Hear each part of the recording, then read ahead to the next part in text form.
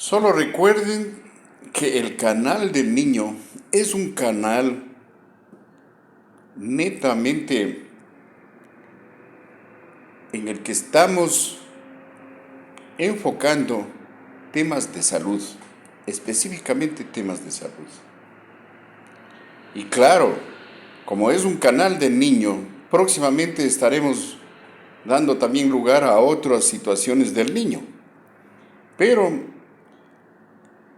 creo que lo más importante es, según vamos teniendo los casos interesantes de algunos niños, interesantes en el sentido médico. Entonces nosotros vamos a irles contando varios casos para poder ir educando a las madres, a las familias, para que puedan de alguna manera orientarse y defenderse de algunas situaciones. Hoy quiero presentarles un caso muy interesante, un caso de un paciente de 4 meses de edad, un paciente de 4 meses de edad, producto de parto eutóxico, o sea, de un parto normal, sin ninguna complicación, un parto a término, o sea, quiere decir que llegó a los 9 meses de embarazo. Y cuando hemos revisado la historia clínica del niño, el médico que le recibió, sí, no evidencia en el examen físico ninguna alteración patológica. Luego va al subcentro y ahí el médico que nos refiere el caso se da cuenta realmente de que la una extremidad es más larga que la otra. Eso en medicina se llama dismetría. La dismetría, como ustedes pueden observar, aquí le hemos tomado algunas radiografías para ir midiendo.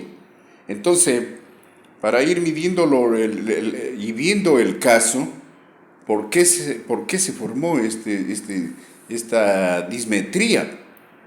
¿Qué causas pueden tener, no? ¿Qué causas pueden tener la dismetría? Entonces, ¿qué es la dismetría? La dismetría de extremidades inferiores quiere decir que hay diferencia entre la una y la otra extremidad. Pues se utiliza el término de dismetría de las extremidades inferiores cuando una de las extremidades inferiores es más larga que la otra.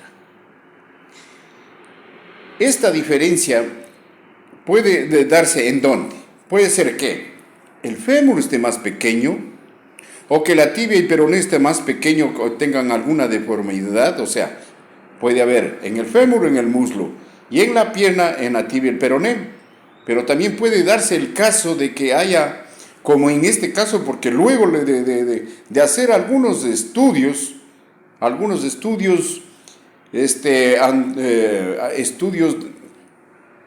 en base a radiografías y en el examen físico del niño, yo me he podido dar cuenta de que la pelvis tiene una deformidad, ¿sí?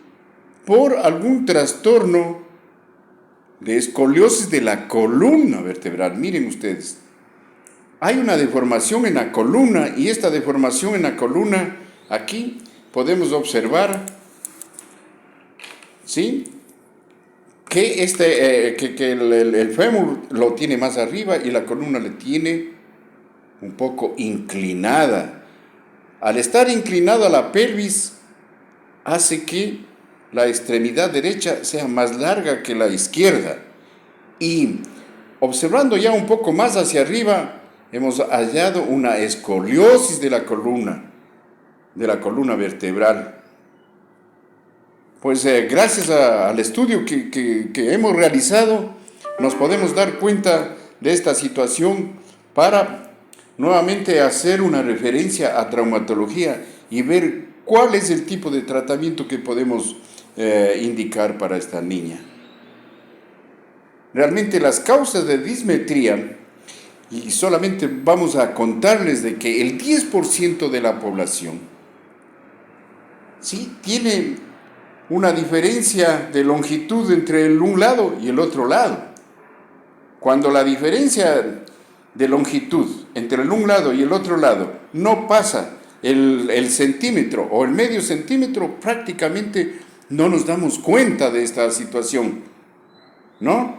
Pero si ya la diferencia es mayor, pasa de 1, 2 centímetros, pues la diferencia ya es importante, y cuando el niño ya comienza a deambular, cuando ya comienza a andar, cuando ya comienza su parte motora a funcionar, entonces nos vamos dando cuenta que el niño ya va cojeando.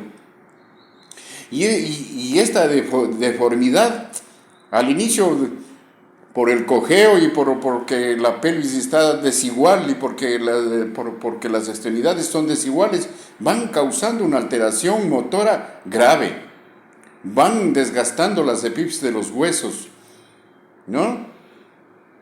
Y así podemos contarles que estas dismetrías pueden ser congénitas o pueden ser adquiridas. Las dismetrías congénitas pueden tratarse de trastornos como la hemimelia peronea, que significa un trastorno del peroné. Puede tratarse de una deficiencia femoral, puede tratarse de alguna alteración en sí del fémur, puede tratarse de una hemihipertrofia, quiere decir que el un lado es mayor al del otro lado en todo su cuerpo. Y las adquiridas, por ejemplo, una fractura de un hueso de la pierna, una infección del hueso de la pierna. ¿Y cómo diagnosticamos? Justamente cuando ya va creciendo el niño nos podemos ir dando cuenta de la dismetría, o sea, la una extremidad más larga que la otra. Los familiares acuden un poco preocupados por esta situación, le hacemos las radiografías y nos damos cuenta de la dismetría. El tratamiento para esta patología significa que podemos hacer alargamientos de la extremidad o acortamientos de la extremidad o varias cirugías que el ortopedista puede indicar.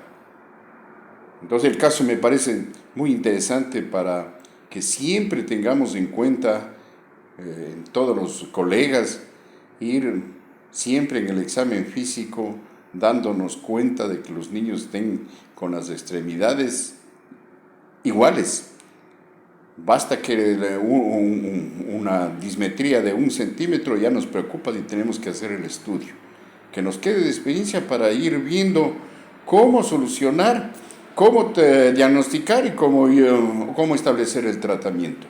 Muchísimas gracias por oírnos, por ver este caso que me parece muy interesante, educativo para los padres de familia.